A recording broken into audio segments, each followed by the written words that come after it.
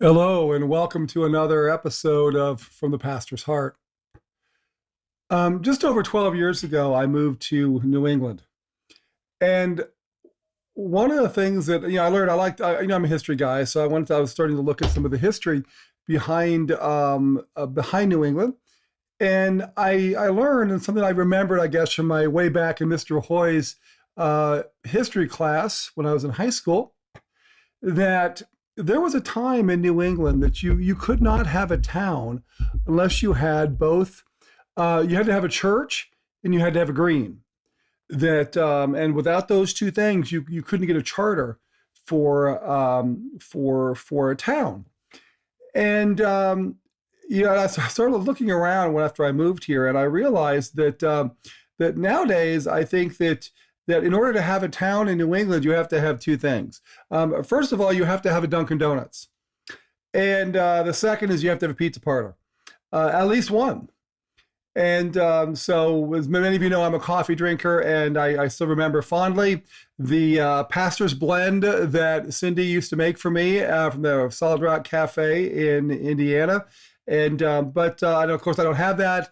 And so I make my trip to Dunkin', at least once a week, and I get my large coffee.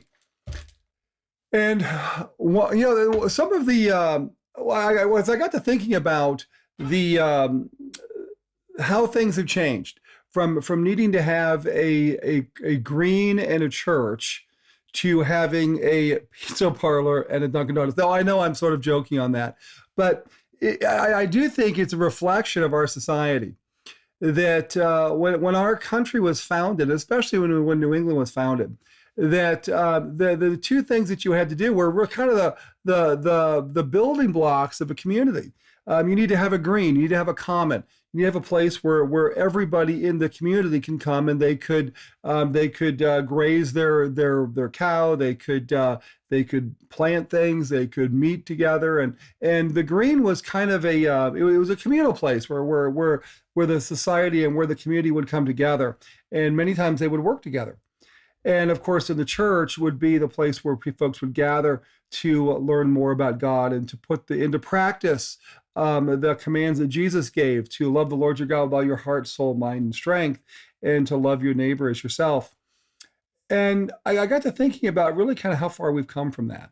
And now I know in different places you have different things that you kind of need to have a community, but we really have, as a society, we have moved away from the idea of community and from God.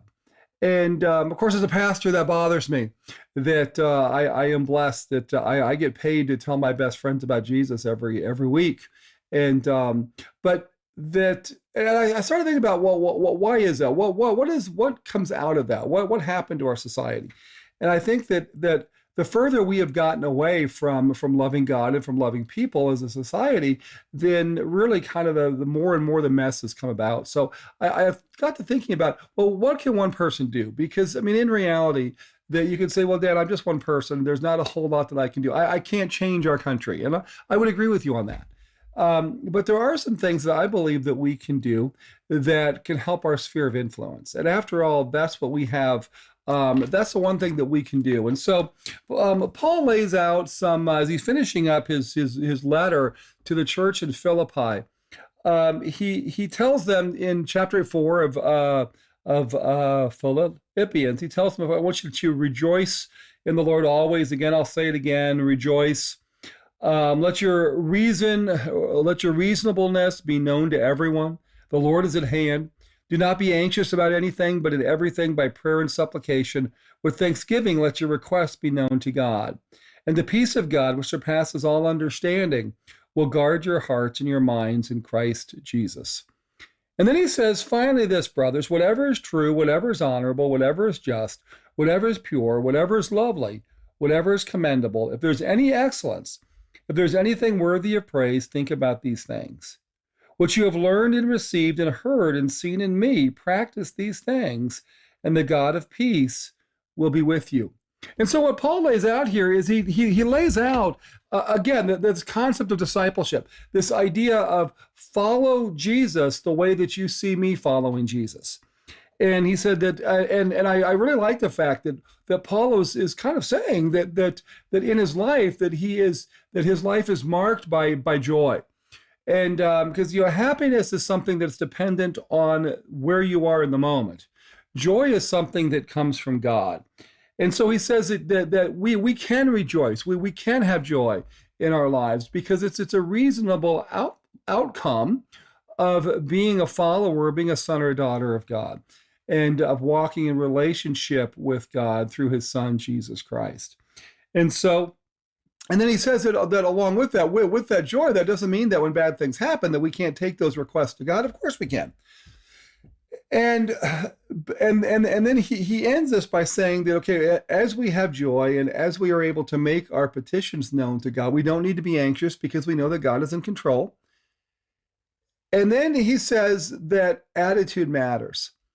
And so he lays out a list of things for people to be thinking about: whatever is pure, whatever is peaceable, whatever is true, what's honorable and just, and so on. And so focus your mind on that. And I think that if we do that, that if we are living a life that's characterized by joy, no matter what the circumstances, because our joy is found in the Lord and our relationship with him, not in the situation that we're living in. And I tell you, the older I get, the more I stand on that, as my body is kind of breaking down.